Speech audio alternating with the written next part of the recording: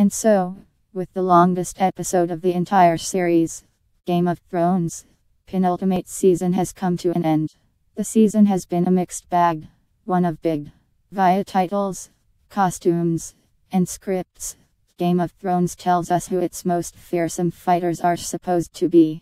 When we meet Ser Arthur Dayne at the Tower.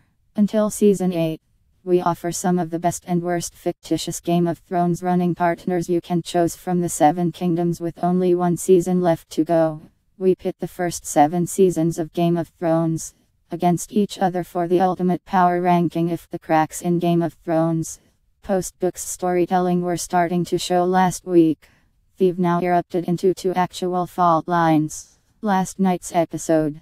How does this latest season of the HBO hit compare? Find out in this slideshow of Game of Thrones seasons ranked by average IMDb user rating. How the characters from HBO's Game of Thrones fare when it comes to leadership skills. Game of Thrones has come and gone. IO9's Winter Forecast Awards the best and worst of Game of Thrones. 7th season. Beth Elderkin. Yesterday 12:32 p.m. 31:2. Edit. I realize I haven't talked about Game of Thrones all season here, but I have been watching. It's been a relatively short season with its ups and downs. HBO is reigning as the king of TV thanks to Game of Thrones. What are the best and worst shows from the premium cable network? It's a testament to the quality of the show, one of the all-time best. Here it is, the worst reviewed Game of Thrones episode ever. On this list, Gizmodo, Game of Thrones has come and gone, and IO9's Winter Forecast wants to honor this iconic series with a special awards extravaganza. Here is every Game of Thrones house ranked worst to best. Game of Thrones wouldn't be the same without a cheesy villain for our protagonists to defeat. Now that the 7th season of Game of Thrones has run its course, let's take a look back and rank each season as a whole, from worst to best. Firstly, thanks for watching this Game of Thrones Season 7 podcast. In this podcast we discuss theories, essentially a feast of theories. Good game of, but is it the best Game of Thrones can offer? No. All said and done, here we rank all 7 episodes from presumably worst to the best in the lot. Game over. For now, anyway.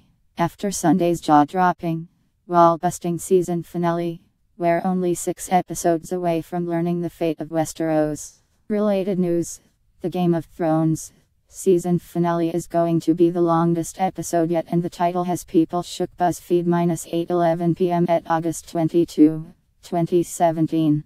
Do not watch this video if you have not seen the show. Here is my ranking for all 7 seasons of HBO's A Game of Thrones. The Game of Thrones Season 7. The Dragon and the Wolf is show's worst reviewed season. Ranked worst to best. Photos. View in gallery. Show comments. The best and worst of Game of Thrones. The Dragon and the Wolf by Ben Philippe.